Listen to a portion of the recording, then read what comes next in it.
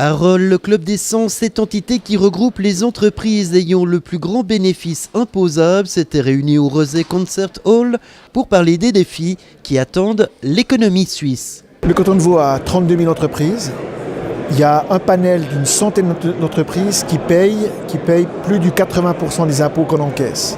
Donc c'est une façon aussi de les rassembler pour leur dire merci pour cette fiscalité, merci aussi aux autres entreprises. Mais aujourd'hui, là, on réunit ceux qui payent généralement entre 1,5 million et 2 millions minimum pour être dans le club des 100. À travers l'angle de la fiscalité, des infrastructures ou de l'innovation, cette conférence a évoqué la situation économique de la Suisse à la lumière du franc fort, ainsi que l'avenir de sa place industrielle.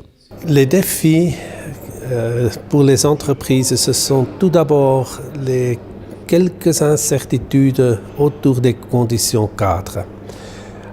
Dépendant du 9 février de l'année passée, avec la votation du peuple contre la migration, on a une certaine incertitude dans le domaine des impôts.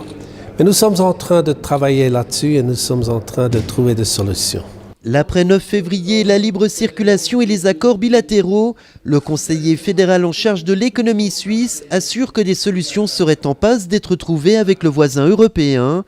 Tout n'est que question de temps. Nous sommes en train de préparer des discussions, des négociations. Nous cherchons des options et plus tard, on peut arriver avec la clarification de nos scénarios. Mais une chose est certaine, le canton, plus largement l'Arc lémanique et son économie sont observés de très près par Berne.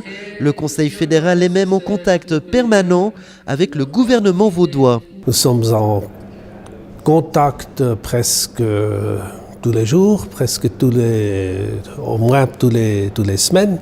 Nous connaissons la situation du canton de Vaud, nous connaissons la situation de la Romandie, de l'Arc lémanique, et nous sommes dans une très bonne confédération avec les cantons pour résoudre les problèmes.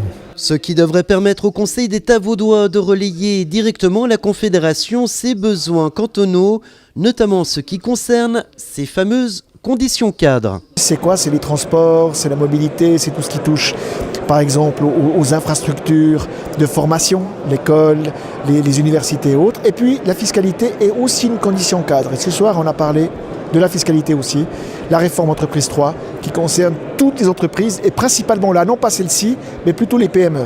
La 11e édition du Club des 100 s'est terminée sur les notes d'un banquet dilatoire, de quoi permettre aux invités présents de réseauter, de créer des liens, car c'est aussi ça qui fait la force de la deuxième région économique la plus dynamique de Suisse, un réseau de compétences.